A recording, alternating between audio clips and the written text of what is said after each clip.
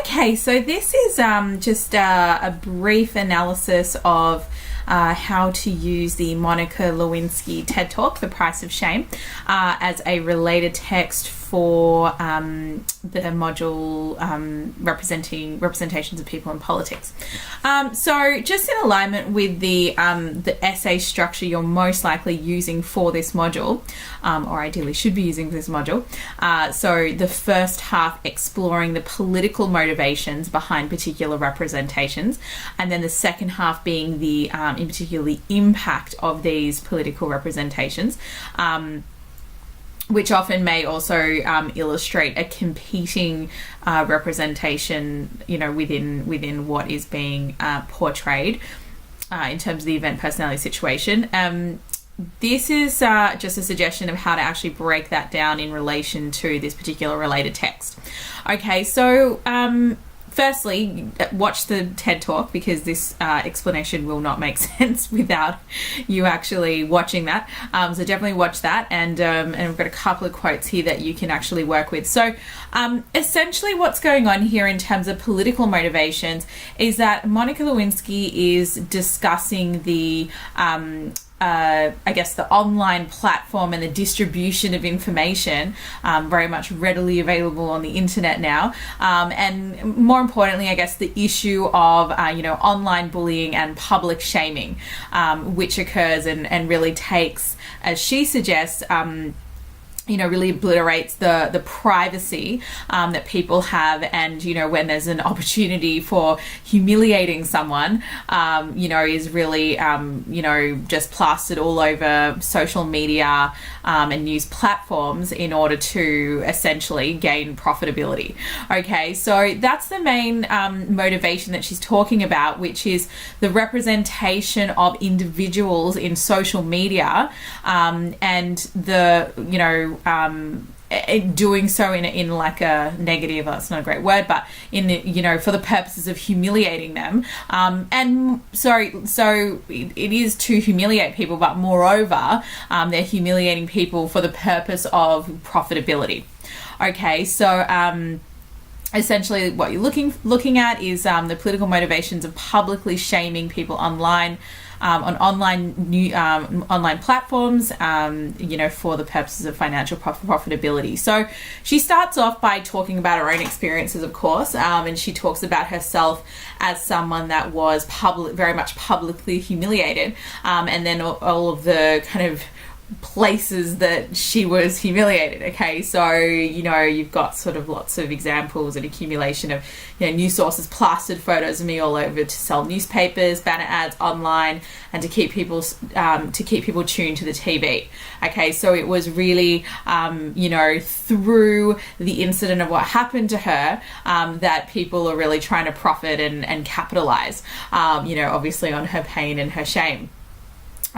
She says, I was branded a tramp, tart, slut, whore, bimbo, and of course that woman. So you've got the cumulative listing, and this is really like, representation of her as commercial, like it's very commercialized, like scandalous image of her in the media, which is very much competing with her own personal, and what the representation of her we get in the TED Talk, which is, she kind of illustrates or discusses how she was just, 22 years old. She made a mistake. She fell in love with her boss, and we are a lot more sympathetic towards her after seeing this TED Talk, versus consuming the sort of representations that were created of her as being that as she said, tramps, tart, slut, whore. Now, of course, that's what sells media and people want to see, in some sense, but she's creating a competing representation there, in order to illustrate how a particular representation, the scandalous one, has been promoted by social media and the media and so on, in order to increase viewership and gain profitability. Okay, so you can see a really clear representation of her that is selected based on the purpose or the motivation of these media platforms. Okay, as she said, it's easy to forget that the woman was dimensional, had a soul, and was once unbroken. So that's where we get that sort of sympathetic representation of her. And then she goes into kind of explain like how humiliation is actually profitable for these media organizations. Okay, so she uses the hyperphora, how is the money made? And then she says clicks. So, hyperphora there, where she asks a question to kind of engage the audience and then gives the answer of clicks, which emphasizes the motivation being profitability. Okay, so she says the more shame, the more clicks. The more clicks, the more advertising dollars. Okay, so really clear on the the intention there, and then you've also got like the repetition sort of anaphora, the more shame, the more clicks, the more clicks, the more advertising dollars. So it's all about more and some kind of like profitability that's being gained. And so then what we do is we start getting a real insight into the impact of that particular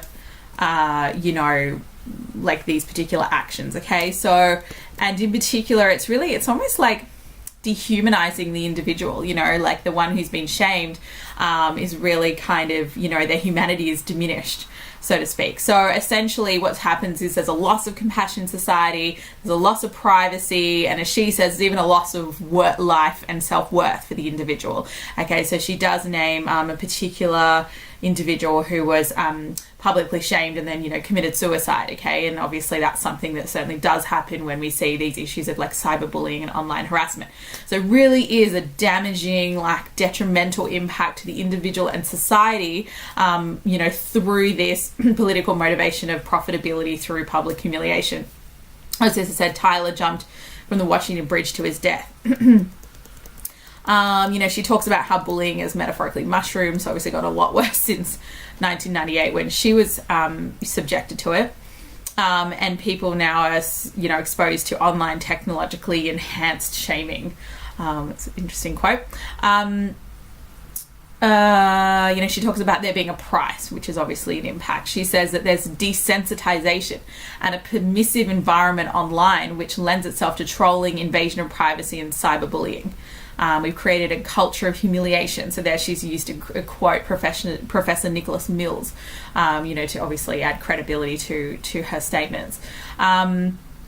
She talks about how the private documents exposed have maximum public embarrassment value, and the price measures a profit of those who prey on them. So essentially, like, people are profiting, and they're the ones who are preying on this humiliation, but the price goes much further than that, she suggests that the invasion of others is a raw material, metaphorically, efficiently and ruthlessly mind packaged and sold for a profit. She talks about how the stealing of people's private words, actions, conversations, or photos, and then making them public without consent, public without context, and public without compassion. So good use of anaphora there, public without, so real emphasis on the fact that this sort of invasion of privacy and this exposure is very much without consent from the individual. Okay, so it's a real invasion of privacy. Cool. Okay, cool. And then she goes and her overall intention in her actual speaking is to actually change something here. So you don't need to say a lot about that, because it's more like you're looking at the issue and then the implication of that particular action. But essentially what she's saying is that, public shaming is a blood sport, has to stop. So the fact that she's metaphorically comparing it to a blood sport, you might like to throw that in. It's quite a good metaphor there. Very, hurtful, painful image there of blood sport. And then this is quite a good quote here. So the impact, the more we click on this kind of gossip, the more numb we get to the human lives behind it. The more numb we get, the more we click. Okay, so again, the anaphora, the more emphasizes a cycle in human suffering caused by the pursuit of profitability through humiliation. So that should give you a really decent insight into how to actually structure that. And so have one paragraph on the first idea that should follow your set text, and then a second paragraph that follows your second paragraph on your set text. So set text, paragraph 1 on the related, set text again, paragraph 2 on the related, obviously following the conceptual ideas that have been outlined.